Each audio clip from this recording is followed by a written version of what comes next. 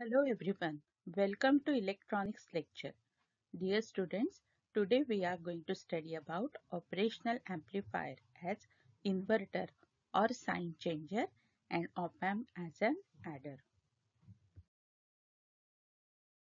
यहाँ पे ये सर्किट डायग्राम है op-amp as इन्वर्टर और साइन चेंजर की। लास्ट वीडियो में हमने operational amplifier as inverting amplifier करके स्टडी किया था। इन्वर्टिंग ऑपरेशनल एम्पलीफायर और ये सर्किट में बेसिक डिफरेंस ये है कि ये जो फीडबैक रेजिस्टर और इनपुट रेजिस्टर है इसकी वैल्यू साइन चेंजर या इन्वर्टर में सेम होती है। उसकी वजह से यहाँ पे ये जो आउटपुट वोल्टेज दिखाई दे रहा है ये इनपुट वोल्टेज जितना ही होता है सिर्फ उसकी वैल्यू निगेटिव होती है। इसकी वजह से साइन चेंजर ये इनपुट सिग्नल एम्पलीफाई नहीं करता है, सिर्फ उसकी साइन चेंज करता है। और हम देख सकते हैं कि ये साइन चेंजर में जो गेन होता है एम्पलीफायर का ये गेन हमेशा -1 होता है। यहाँ पे इन्वर्टर में इनपुट जो है ये इन्वर्टिंग इनपुट टर्मिनल को दिया है और इन्वर्टिंग ऑप एम्प में क्लोज लूप गेन है वो -RF/RI होता है। इन्वर्टर में RF और RI ये दोनों भी वैल्यूज सेम होने की वजह से हम यहाँ पे उसे इज इक्वल टू R करके सब्स्टिट्यूट करते हैं। उसकी वजह से जो क्लोज लूप गेन है ये -1 होता है और आउटपुट वोल्टेज उसकी वजह से हो जाएगा V0 is equal to -VI। इसलिए यहाँ पे एम्पलीफायर का जो गेन है ये -1 होगा and it can be used to change the sign of the input signal। इसकी वजह से इसे साइन चेंजर करके भी नाम से जाना जाता है क्योंकि यहाँ पे output voltage is negative of the input voltage. सिर्फ इनपुट वोल्टेज की यहाँ पे साइन चेंज हो गई है इसलिए इसे साइन चेंजर या इन्वर्टर भी कहा जाता है। नेक्स्ट एप्लीकेशन है ऑपरेशनल एम्पलीफायर की op-amp as adder. op-amp as adder को इन्वर्टिंग समिंग एम्पलीफायर ये नाम से भी जाना जाता है। यहाँ पे ये सर्किट डायग्राम है। ये फीडबैक रेजिस्टर RF है और ये input resistor R1, R2, R3। यहाँ पे 3 रेजिस्टर्स लगाए हैं और हम यहाँ पे अज्यूम करते हैं कि let the voltages V1, V2, V3 be applied at the input terminals through these resistors R1, R2 and R3। Non inverting input terminal जो है यहाँ पे ये ग्राउंडेड है। इन्वर्टिंग इनपुट टर्मिनल ये जो पॉइंट है ये वर्चुअल ग्राउंड पोटेंशियल पे है। उसकी वजह से I1 यानी current flowing through this resistor R1 will be V1 upon R1. Similarly, this I2 will be V2 upon R2 and I3 will be V3 upon R3।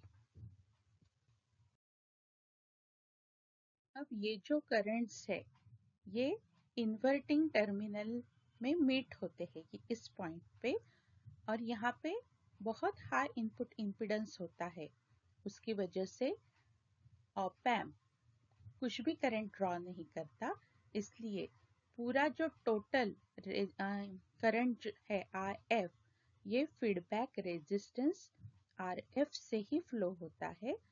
इसलिए हम लिख सकते हैं यहाँ पे कि this I1 plus I2 plus I3 is equal to this RF which is the current flowing through the feedback resistors।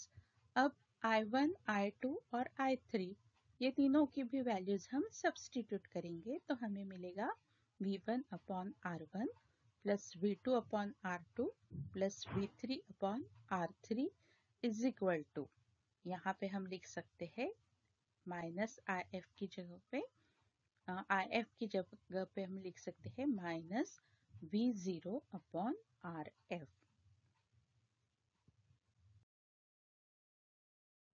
Output voltage जो है V0, this can be equal to minus RF into V1 upon R1 plus V2 upon R2 plus V3 upon R3। अब यहाँ पे R1, R2 और R3 ये तीनों भी क्या है, इनपुट रेजिस्टर्स है। तो इसकी अगर हम वैल्यू RI लिखते हैं तो output voltage will be equal to minus RF upon RI into V1 plus V2 plus V3।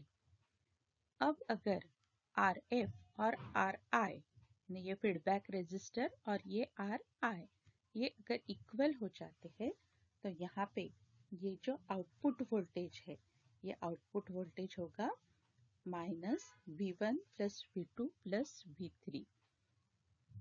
Now op-amp is said to be operating as inverting summing amplifier, क्योंकि हमने देखा है कि आउटपुट वोल्टेज क्या है, it is the sum of the input voltages with negative sign, इसलिए यहाँ पे ये इन्वर्टिंग वर्ड आया है और पूरे इनपुट की यहाँ पे सम मिली है आउटपुट में, इसलिए इसे समिंग एम्पलीफायर कहते हैं।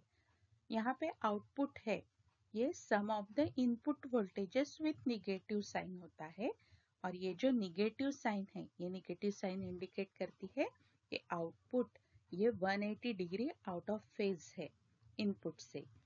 निगेटिव साइन हम रिमूव कर सकते हैं again by using the inverter circuit, जो अभी हमने इसके पहले ही पढ़ा है। इनपुट वोल्टेज यहाँ पे जो हम अप्लाई करते हैं वो AC भी हो सकता है, it can be DC also. That's all for today. Next applications we'll study in our next video. Thank you very much for watching.